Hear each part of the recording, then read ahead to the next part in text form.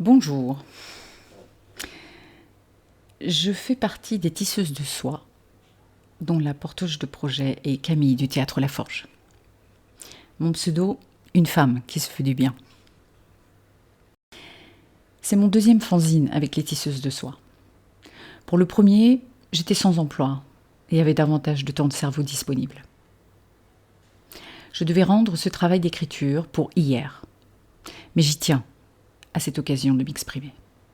Alors j'y ai passé tout mon week-end, mon lundi, mardi, mercredi après-midi. Bon, je ne suis pas certaine que vous suiviez toujours le fil de mes pensées.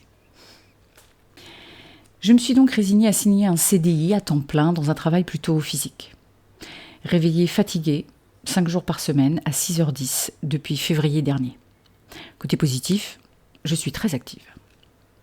Éveillée politiquement, l'actualité me heurte avec la résurgence d'idéologies nauséabondes et tous ces fous qui parlent encore de guerre.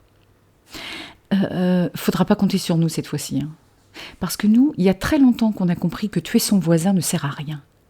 Et puis, la terre et ses ressources sont des biens communs, en fait.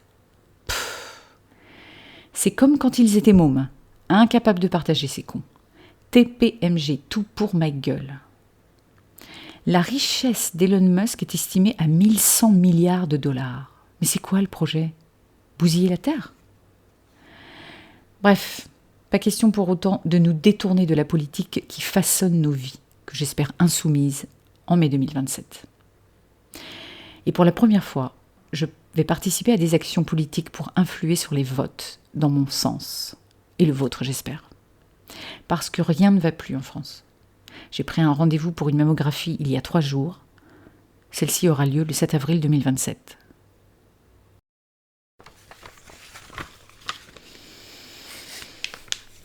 Une utilisation de mon téléphone portable qui s'emballe au fil des années, générant une saturation informationnelle et une profonde lassitude face aux conseils tous azimuts liés au développement personnel. Je suis remontée contre l'individualisme consumériste qui devient la norme.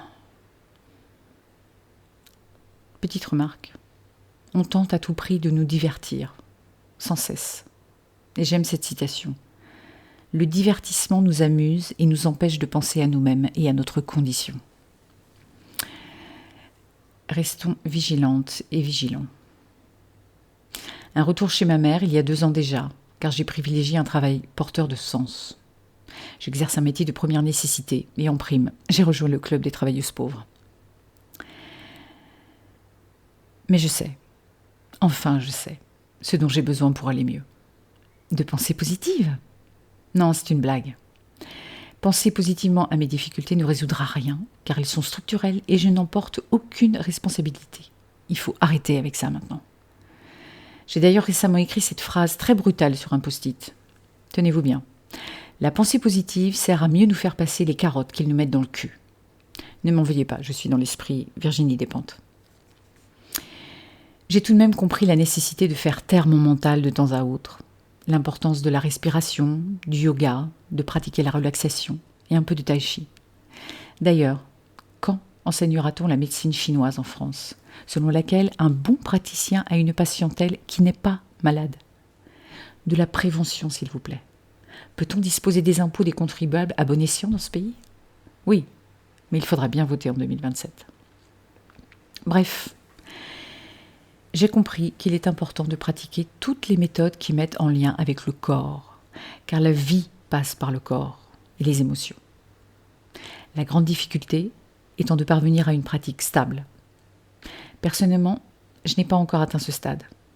Je sais ce qui est bon pour moi, mais j'y vais peu.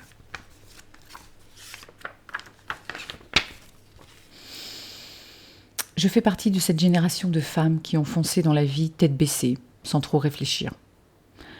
Sortie d'un milieu familial en huis clos, sans estime ni confiance en moi, je n'avais aucune projection particulière, pas d'ambition personnelle, comme embarquer sur un navire dont j'ignorais la destination. Pour moi, j'étais vide et ne valais rien. J'ai dû apprendre à marcher seule. Mais c'est long. Un bac en poche, orienté bien malgré moi dans le secrétariat. Un couple, l'éducation de 2 enfants, séparation avec le père, un travail alimentaire, puis un autre, et encore un autre. Je n'ai jamais eu peur des défis et exercé dans plein de domaines différents, sans jamais avoir vu la porte de l'ascenseur social. Ah si, une fois. Mais il y avait un plafond de verre au-dessus de ma tête. Nous n'avions pas les mêmes valeurs. Comme l'écrit Virginie Despentes, j'ai mené une vie en répondant à ce que la société attendait de moi, en ignorant que j'étais un individu à part entière, sans jamais devenir le sujet de ma propre vie. Une vie entre parenthèses. Et ça m'a pris du temps d'identifier toutes les injonctions pernicieuses liées à mon sexe. L'éducation de mes enfants a été une tornade dans une société où nos adolescents ont accès au meilleur comme au pire. Ma vie amoureuse, compliquée. Et bing, déjà 50 ans. Traitement hormonal, célibataire, mais en paix. Le corps qui commence lentement à décliner, avec des petites douleurs par-ci par-là. Dans la rue, les regards ne se posent plus sur moi. Côté emploi, je suis dans la case des seniors. Avec un statut d'employé, je ne suis plus du tout attractive. L'invisibilité me gagne, alors que c'est exactement à ce moment précis que ma maturité et mes compétences m'ouvrent pleinement le champ des possibles. J'ai des tas de projets professionnels, et créatifs surtout, en tête. Mais j'ai surtout compris que la reconversion pro sans un rond et seule reste de l'ordre du rêve. Je sais qu'il n'est jamais trop tard, que j'ai encore de l'énergie à revendre, mais avouez quand même que nous avons grillé nos meilleures cartouches. Zut alors. La bonne nouvelle, je comprends enfin l'importance, presque vitale en ce qui me concerne, de développer mon côté créatif. C'est un exutoire. Disons que j'ai enfin le temps d'ouvrir cette porte.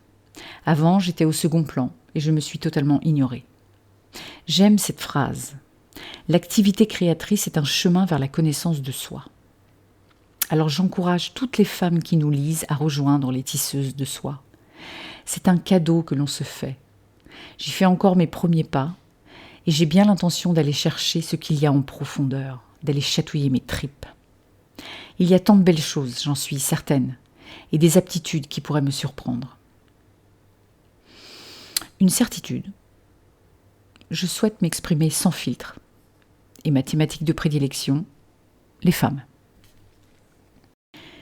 Dans ma vie, j'ai beaucoup écrit sur des carnets, dans mon ordinateur, à mes enfants, à mes proches. J'ai des tas de choses à dire, et le travail avec les tisseuses m'encourage à m'inscrire à un cours de théâtre de Shaway à Allonne en octobre prochain. Un très grand saut en ce qui me concerne. Pour une renaissance, peut-être. J'aimerais un théâtre engagé, en lien avec des parcours de femmes similaires aux miens, pour exprimer notre colère, nos souffrances, toutes nos reprises en main et notre espoir d'être enfin actrices de nos vies. Tout ça dans les rires, la joie, les larmes et toute la palette des émotions. Avec comme outil notre force, notre corps, notre voix, nos tripes, notre imagination, notre vécu, notre sensibilité et notre créativité naissante. Un théâtre thérapeutique en somme, destiné à des femmes totalement novices en pratique artistique et qui ont des choses à dire. J'aimerais pouvoir réunir un groupe de femmes dans cet objectif et que ça devienne mon travail à temps plein.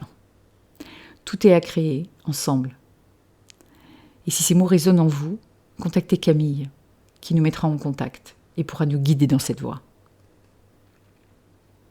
Postscriptum. La nouvelle du jour.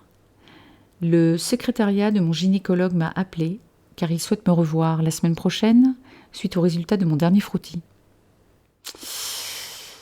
Surprise. Toutes ces confidences que je vous livre sont somme toute le parcours d'une femme on ne peut plus classique et qui résonne probablement chez certaines d'entre vous. Alors je vous donne rendez-vous dans le prochain fanzine des Tisseuses de Soie pour la suite de l'aventure. Et je vous parlerai de mon rendez-vous chez le gynéco.